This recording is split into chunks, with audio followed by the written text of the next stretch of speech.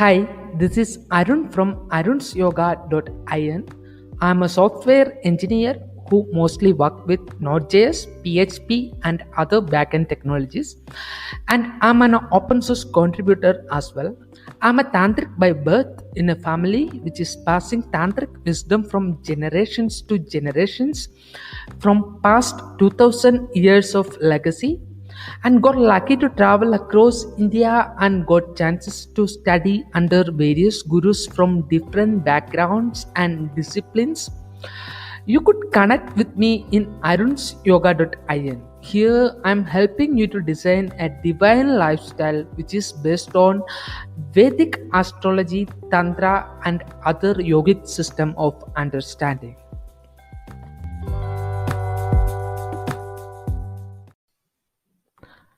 Hi all, this is Arun from arunsyoga.in. Today I'm joining with Heather Smith for this particular podcast. Heather is the founder of Mystical Meditation. She is based in London and California, offering spiritual guidance designed for anyone interested in the mystical teaching of the infinite way, as a work of Joel Goldsmith, or for those who would simply like to reach out and join in healing meditation. You could connect with her https double dot slash slash linker dot double e slash mystical meditation. Again, https double dot slash slash linktr dot double e slash mystical meditation.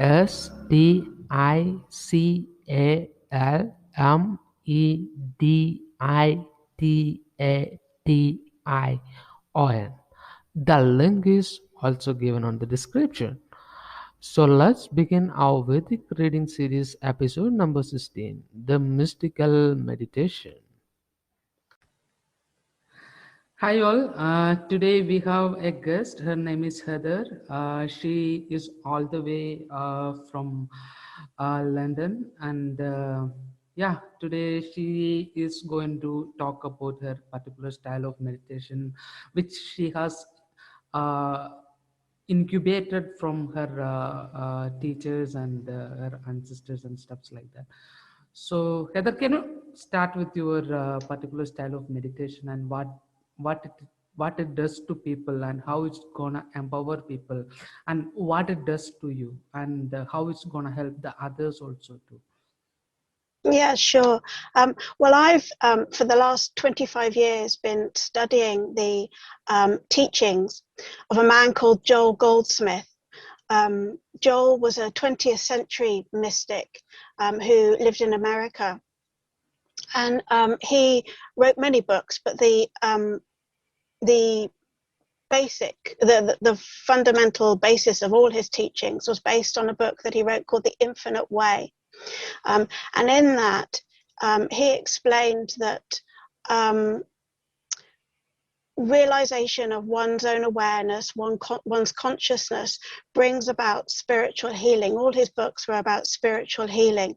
And he suggested that in order to become aware of one's own consciousness, one's own awareness, we can meditate. And by that, he meant being still and quiet and focusing on and communing with the one's inner presence, that invisible life force that's within us. And the mystical way, which is actually like, have you heard about the book called Fourth Way? It's a mystical teaching Fourth. from, yeah, it's a Russian mystics teaching, the Fourth Way.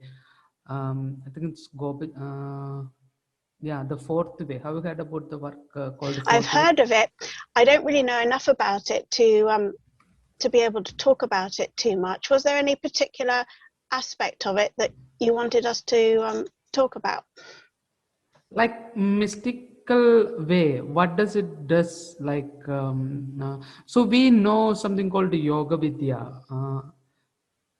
Okay, Right. let us put it in this way. Okay. How do a mystic see a particular object that could be continually different from what a single person can observe? Okay, well, Joel explains in his writings that all that exists, all that we really are, is just pure consciousness. As I've said, that invisible life force within us. He liked to call it the infinite invisible, because for him that term had no conceptual meaning. You can't conceptualize something that's infinite and invisible. I've lost my train of thought now. I can't remember what the question was that you asked me. Oh, how do mystics see things differently to the way that an ordinary person would see them? Well, Joel would say that because pure consciousness is all that there is, that's all that we really are. But the human mind presents us with mental images, our own thoughts and beliefs that appear to us through the five senses as everything we appear to humanly experience in the world. So a mystic rests in the presence of their own awareness, with the understanding that everything that the five senses are presenting to them are really just mental images in this maya of a human mind. So, is there any, what is the way he teaches to reach that particular state? Is Well, it a he practice? suggests, I'm sorry, Aaron, I interrupted you. Is that a practice which people will do every day? Is that kind of yoga practice which we give in India, or is that kind of meditation techniques, or is that kind of usage of the herbs or stuffs like that? How does it, like the shamans, those who are into Yeah, they use something called ayahuasca to reach that particular state of awareness, that what mystics say it is the absolute uh, union. Most of right. the mystics say it's absolute union. So Mm-hmm. shamans use a kind of herbs called ayahuasca to reach that particular level. And I had the personal experience with a shaman when I was into Tiruvannamalai, which is a place in Tamil Nadu. Um, Right. and it was very good experience. So uh, what is the way your teachers suggest to reach this Mm-hmm. absolute understanding, or the absolute living? How do what is the way he suggest people to practice to? Well, for me, Joel really demystified this whole a whole notion in the West of what mysticism actually means. And he suggested that if someone is completely new to mysticism or spiritual principles, that they start by contemplating spiritual truths, first of all. And Joel studied all religions, but he bases his teachings mainly on Christian scripture. So in his books, he suggests that we contemplate quotes from the Bible, for example, to bring us to that place of realization on a mental level of what the truth is that's actually here. And once the mind can be still and accept and acknowledge spiritual truth from a mental point of view, then he suggested that one could go into meditation, just resting and communing with the inner self, the inner presence. And he suggested doing that for several times during the day, just brief periods of meditation, just a couple of minutes. And once someone's comfortable with doing that, then over time, they find that rather than stopping and coming back into an awareness of their true self, they're constantly living from that vantage point of awareness, looking out through the eyes of spirit. So it's not continual, it's not stopping and having frequent meditations. It's a continual communing with with one's own spiritual identity, and that goes deeper and deeper with practice. Is there any sort of physical practices or any sort of um, the practice which I refer to? Yoga is a practice, taking medication is a practice, sitting quiet and observing what is happening inside, and trying to differentiate between the mind, soul, and the self, and things like that. All those things are practice. So, is there any kind of practices which he actually suggest, he actually prescribe? None that come to mind specifically, other than as one continuously practices this, stopping throughout the day and resting in the awareness of oneself. He suggests, I suppose, to put this into practice, one could, for example, when someone wakes up, just remembering or being consciously aware of what it is that made me aware of the day, of being alive again. And then when one sits down to have breakfast, just consciously being aware of, oh, what is it? Who or what is it that brought the food, that produced the food that is lying on the table before me? Or, for example, when one goes out through the door, again, remembering in the Bible it says, I go before thee to prepare the way.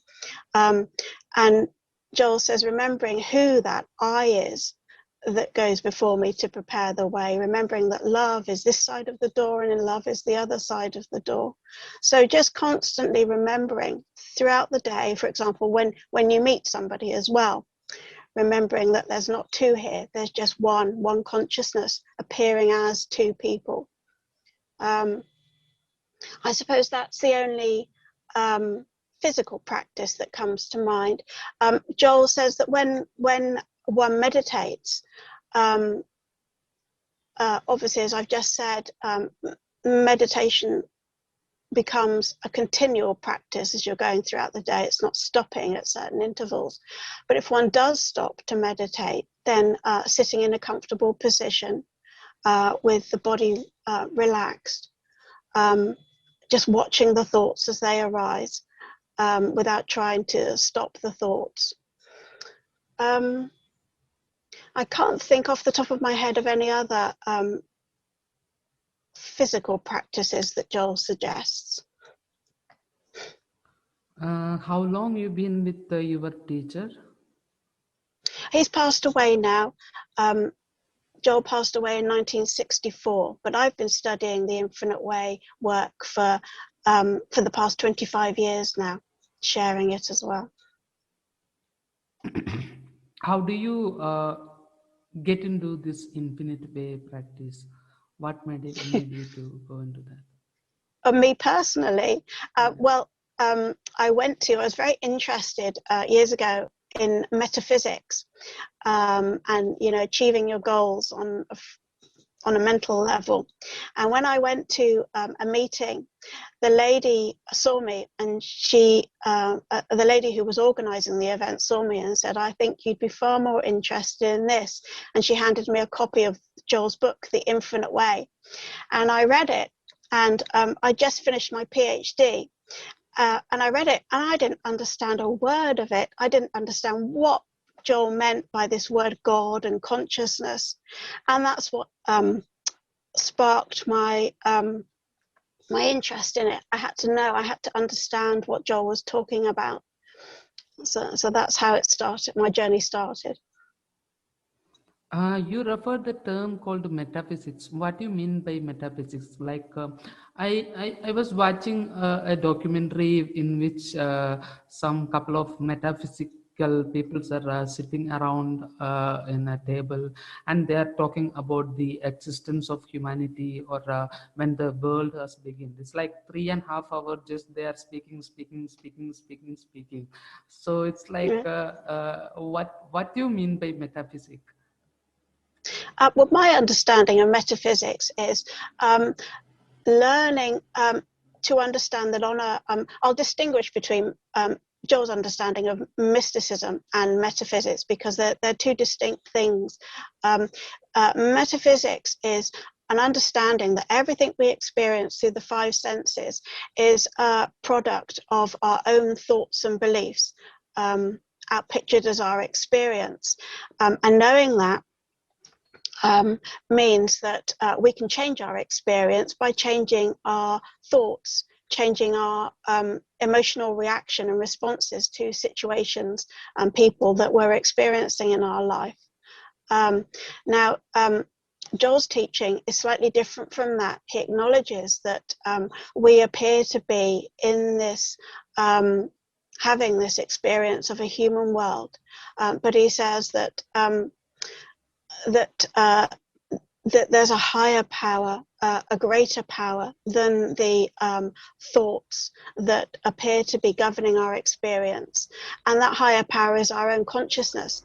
And that by resting in our own consciousness and awareness of who we really are, that, I suppose that vibration, that inner energy, inner presence, if we let that radiate through us, that produces harmony in our experience. So we don't have to rely on thoughts.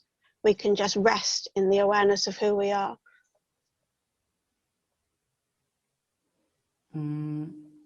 Has it clarified it for you? You can be honest. No, I mean, it's like, see, for so I have begun this journey somewhere like at the age of 20, 21 or something like that. Like I have spoken that thing. Like I started to feel there is something is I am actually not belongs to this particular space of existence. You see, because what I feel is what I see. You got it? Can you explain what you mean to me by that?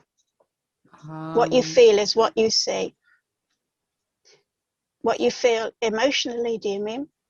See, for instance, like what I am, like for instance, I saw you.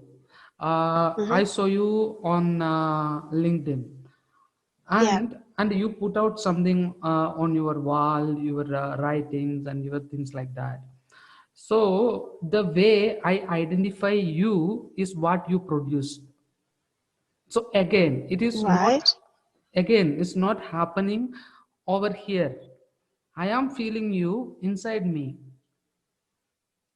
And who is Right. that, Yeah. that thing is feeling you? Like That's one which made an idea about you.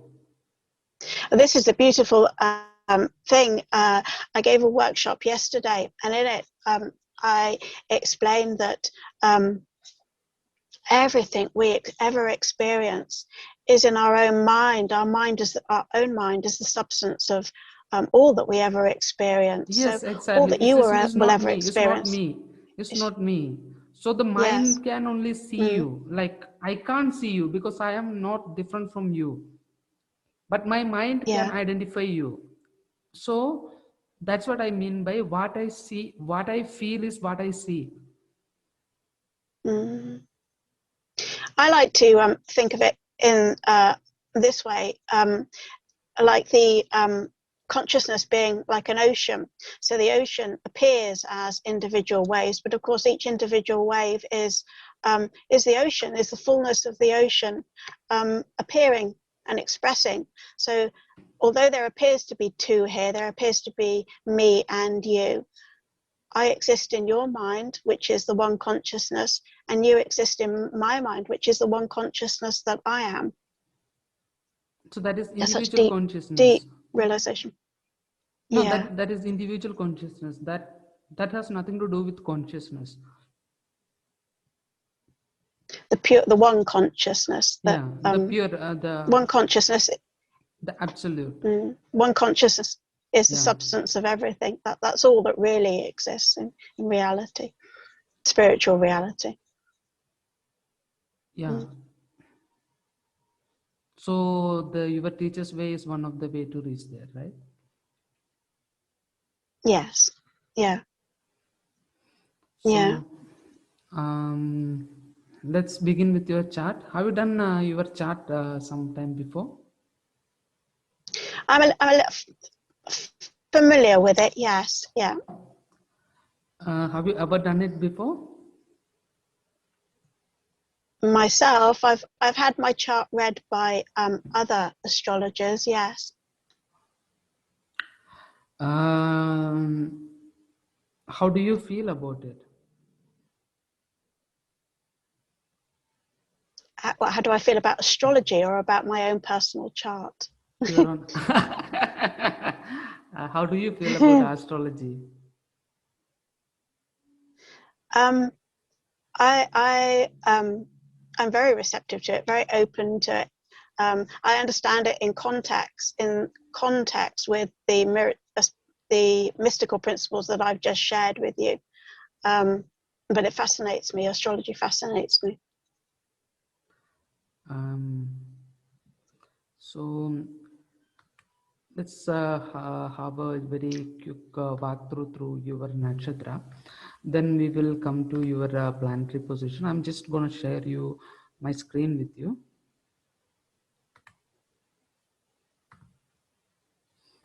Um, so can you see me? I mean, can you see the screen? I can, yes. So basically, this is your nakshatra, Uttara Balguni. So what does it means? This is a group of stars which looks like in this way on the sky. And why it is because your star is because when you get birth, the ascendant was there in that particular area of the sky. That is the reason this is become Mm-hmm. your star. Okay. Right, Um, yeah. so and this particular star has a particular qualities, okay, and this quality is the basic quality of you, and that will actually manifest in your life in some certain way. So one thing is like Right. the star's gana is manushya gana, which means that a human. Okay, so what does it means to you, like what is a manushya gana means? So Manushya Gana means there is three ganas, which is one is God, another one is human, and another one is um, devil. So there is three ganas. So from that there is the one gana is human gana. So this is how does this gana is manifesting in your life is like it will help you to. So you will feel a kind of belonging by helping people. Yeah, of course, that's what you're doing. So this is Rajas. Rajoguna is one of your guna. It's like you might be liking the foods which are like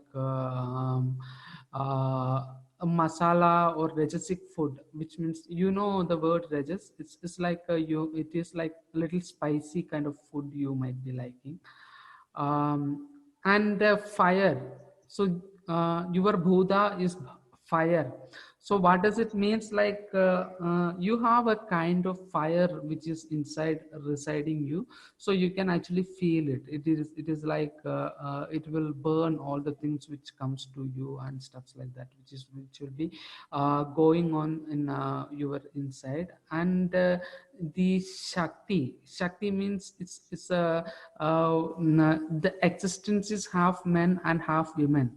So shakti is residing inside you. So what does it does is like it will help you to to accelerate your own creativity and things like that. So this is the female part of you. uh, so Aryaman is the particular god of you. So how does it feels like this god? This god is the See, it's the God which helps you to unite. Okay, it's when I am saying it's a God metaphysically. When I am saying it's a God, it's not actually a God. It's a kind of I can't say it's a god. It's it's an energy which is existing in that particular area of the sky, and that energy help you to the kind of pure land Buddhism. It's a kind of understanding about the liberation and stuffs like that. So what does it says is like when we get liberated, we will get rebirth into pure land of the Buddha. So the same way, this is the pure land of Aryaman. So where when once you got connected to this particular existence, it will help you to manifest your natural push towards the merging with the absolute or the seeking the union. So that will help you to explore that aspect, this particular code. So here is one kriya. Kriya is like it's a breathing exercise, which along with the nakshatra yoga, this is the yoga will be available in this particular link that you can go through after this. So there is nakshatra yoga. This is all together. It will comes 30 minutes of the thing, the kriya and yoga. So. This kriya helps you to accelerate your own self and connect with you to more deeper stuff. So this is your sexual type, which means that when you are making love, this position will help you to connect more deeply with your partner. um, so these all are the stuffs which is about your nakshatra, and this is the plant of your nakshatra. What does it means is like this particular plant will be having the same kind of resonance frequency of your body is having, so you could easily connect with this particular plant very easily. So these are the most of the things about your nakshatra. We will go for the your chart, birth chart. Before that, do let me know. Do you want to share something else? Like, do you have any questions about this? I don't think so. I don't think there's any questions about anything you've just said. Thank you. So this is the nakshatra. Then we will go to your chart. One second.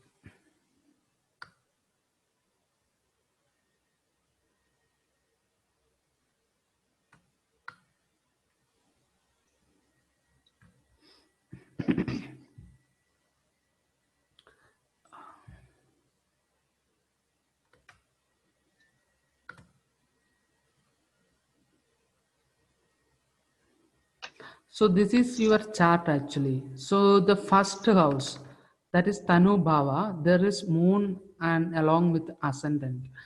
So what I could say is like this particular chart says that it is more feminine and it is more connected to mother as well. So that is how your self is been created. You probably could be connected with your mother in a very strong way somehow. And the fifth house, which is for putra or offspring, there is Jupiter is staying. So Jupiter is the planet of wisdom. So what does it means is like you could get if you are getting offsprings, it will be blessed with the wisdom. Either you will be become a very good scholar, or you will get the, if you become a very good scholar, your work will be become your offspring. I mean, that is how your work will be like whatever you are producing is your kid. Or else, if you are going into marriage and things like that, you will be having a kid. And he will be blessed with the wisdom. And the sun, Mercury, and Rahu is staying on the sixth house. So Mercury along with the sun. So this is like this particular house, the sixth house is the house of enemy, in which there is sun and Mercury and Rahu is staying.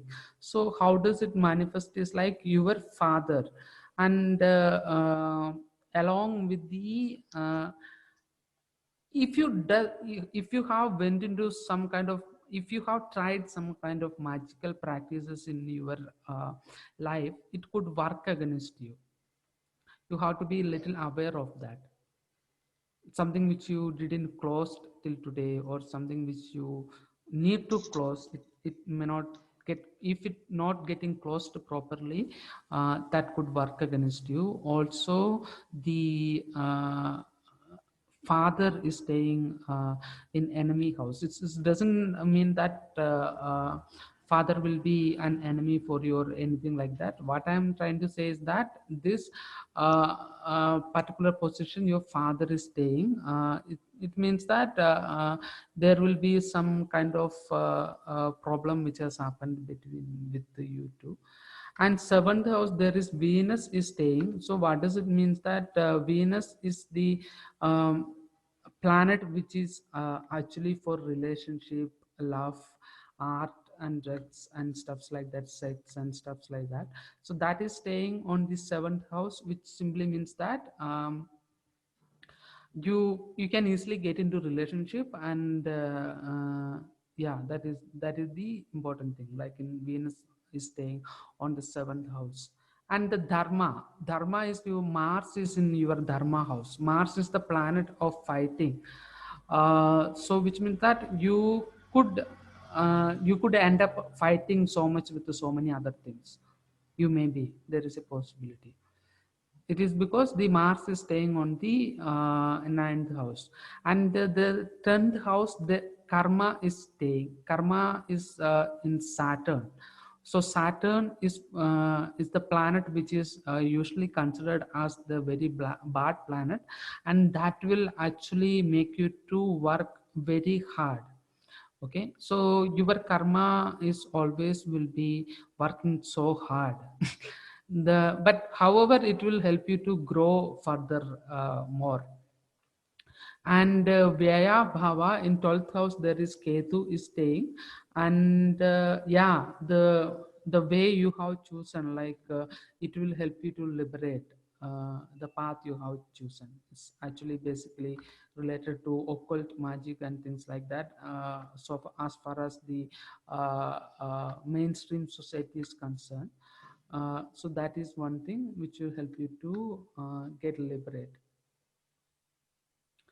And when I'm coming to this, Jupiter is the strongest planet in your chart. So you will consider the wisdom as the more important thing. So we have actually saw the Jupiter is staying on the Putra house, and the strongest planet is Jupiter as well. So it means that even though whatever happens, also you will prefer wisdom over anything. And the wisdom, the Jupiter's Rudraksha is five-face Rudraksha. If you wear that Rudraksha, you could actually help the Jupiter energy will get accelerated. Uh, and Sun, yeah, so 6 plus 10, 17, uh, 23, 23.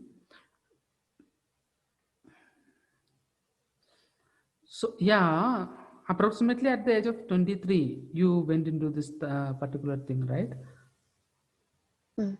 Your practice you have started Yes, by the age yes. of 23. So Rahu is starting from there. So Rahu is the planet which is actually associated with the occult understanding of the self. Okay, like occult is a very deep intuitive process which will actually clear our body, mind and self, everything like that, to get united with the absolute in large way. So as the Rahu is starting from the age of 10, 23, so that is the time when you started into get into this. And 23 plus uh, 10, 33, 41. So from the age of 41 you might be started working on writing. Have you started About writing? spirituality. Yeah, you started Yeah, writing yeah. about that. Oh, yes, yeah. So that could be happened by the age of 41, something like that, 40, 41.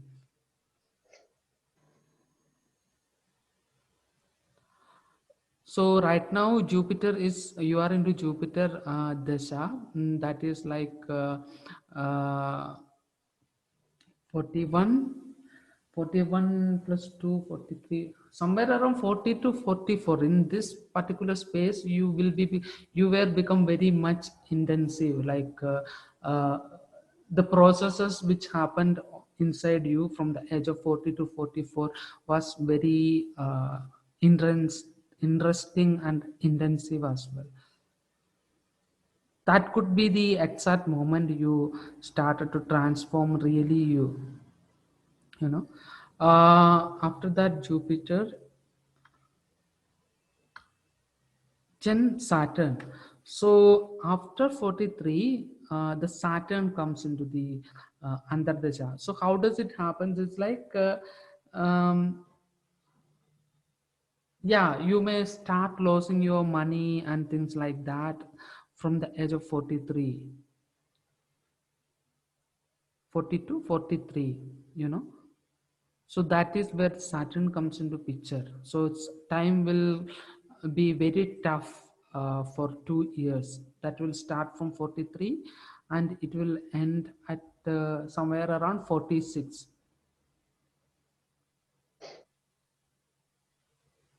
So this is very tough time for you.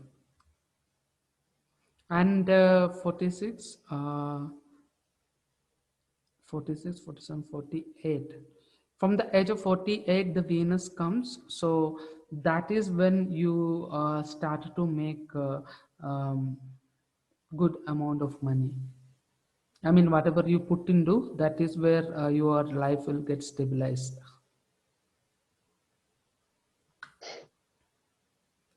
Do you have any questions regarding this? Um, no, I don't think so. No, no questions as yet. You want to ask me something?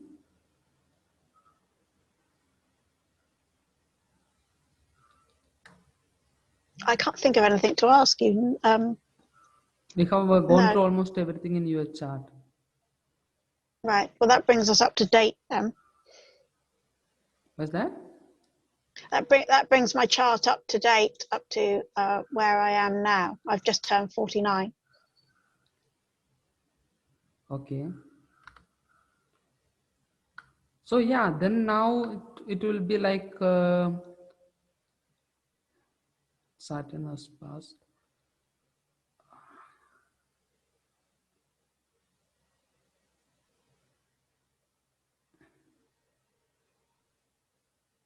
Yeah, now it is like a good time for you. Like Venus is into your chart. So opportunities will pop up in this particular time.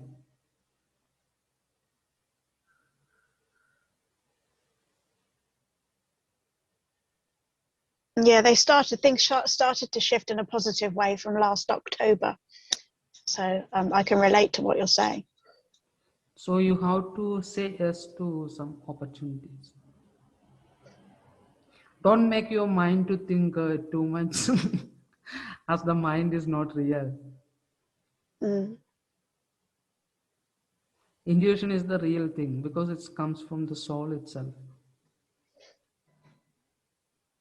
Does anything stand out in my chart regarding this year that I would find helpful to know? Like the yoga position, the yoga, the rudraksha and things like that, that will actually help you to accelerate I mean, as a being it will help you to connect more deeply to spirituality. Okay. if you want, you can go through the yoga, how to do the yoga and things like that, which is in the link. uh, if you want, I'll send you all the details how to go through and stuffs like that. And if you have any questions regarding that, we could actually discuss. Okay, thank you. Anything else you want to share? Well, you've talked me through aspects of my chart up to the current day. Is there anything you want to share with me about my future life? I don't know if that's something you want to cover. What do you want to know about your future? There is no future.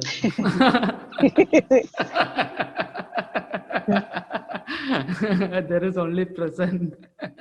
There is no past and there is no future. Well, that's very true. So, however, there is some kind of forces works with us, which want us to go through all this process. So, we can actually realize what what is actually happening. You know. So, what is this forces is gonna after Venus? There is Sun, Moon. So, one thing is gonna happen is like your mother is alive. Yes, she is. Yes. Yeah. Is the relationship how the relationship is like? So Um, this relationship, what I am saying is like sun and moon is coming into inside this Antardesha. So after the Venus, so what happens is like there is a possibility to get the relationship between your father and mother more stronger. oh, that's good to hear. That's good to know. They may start When to write to you. They may start to visit you, or you may go and visit. when does that come into force? This is immediately like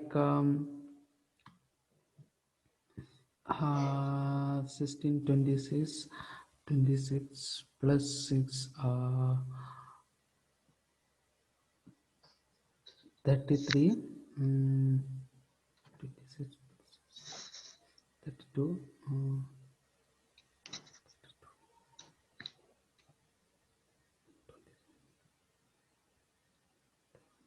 32, 32, 7,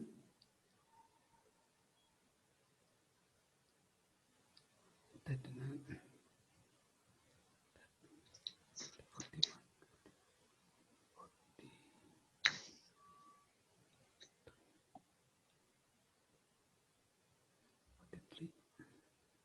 43, 46, 46, 46, 47, 48, 49, 49. Yeah, it's 49. That's imminently then. That's good. That's gonna happen soon, within five, Mm, 6 months, 4, 5 months. It's immediate. right. So yeah, it's gonna happen very soon. Well, that's wonderful. I do have another question, if I may ask, which isn't related to my work at all. I'd be interested to know whether I'm likely to get married again. So Venus is staying on your that. So the Venus is in Antardesha. So what does it means is like the possibility of getting married in this year. All right. Mm. So Venus comes inside. So if somebody proposing or something is happening, you should not think much. You should say yes. Okay, that's good to know. Well, that's super. What's that? Mm. You've made me blush now. Mm.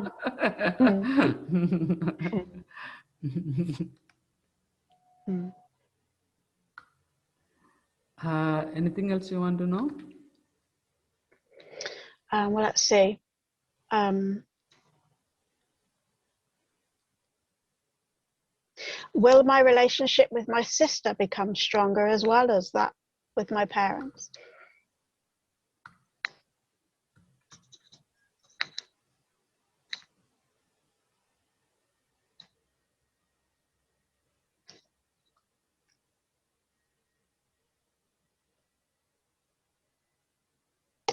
One, two,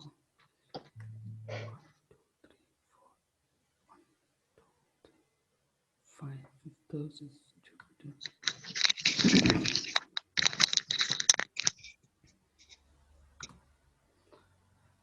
I think it's not that easy because you feel you have a detached kind of self, you know. Mm-hmm. It's like you give more importance to Jupiter, so which means that you give more importance to knowledge than that Right. other things which happens around. So it's not that easy. Okay, thank you.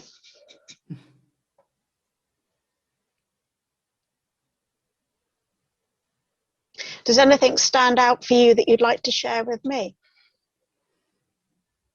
um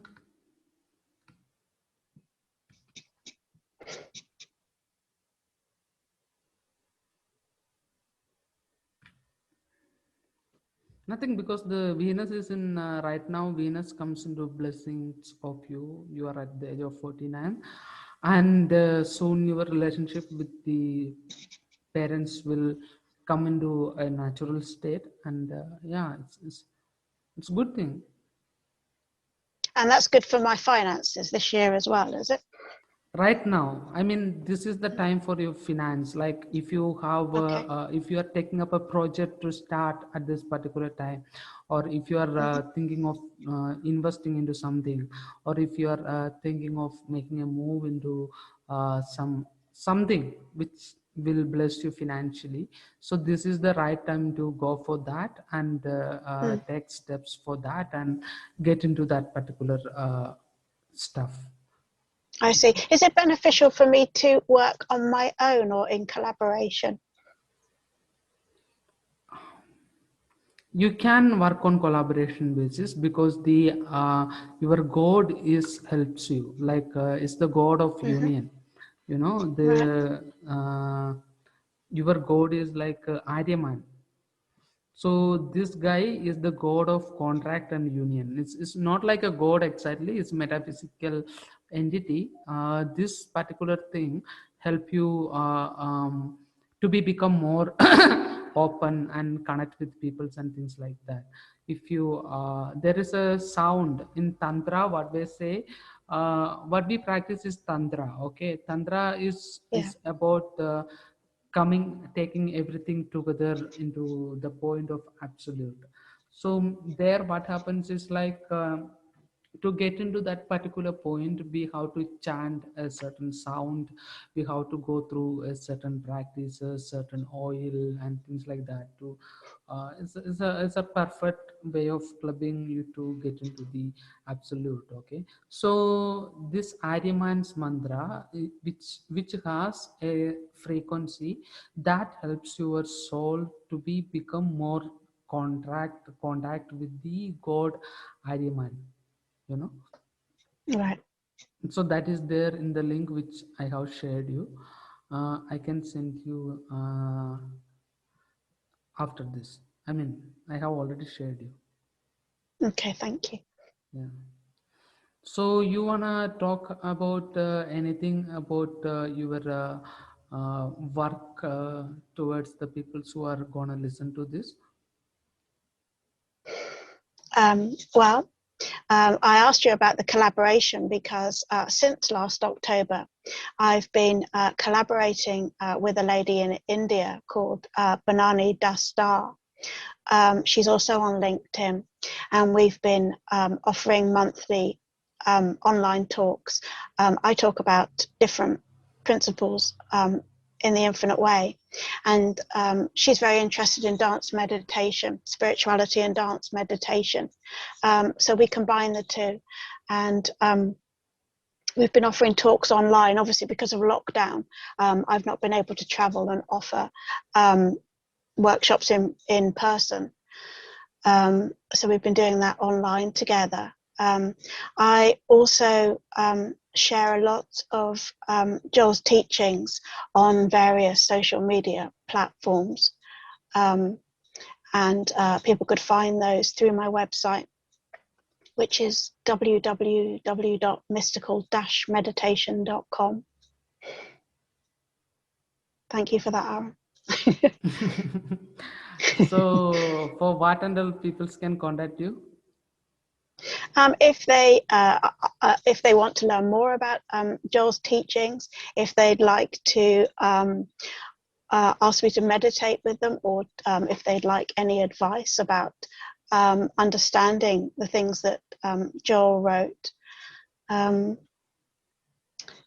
yeah, all those things. Yeah. If they have a problem which they'd like to deal with spiritually, if they'd like spiritual healing, then they can contact me as well. Yeah. Or to find out about the workshops that I'm running with Banani.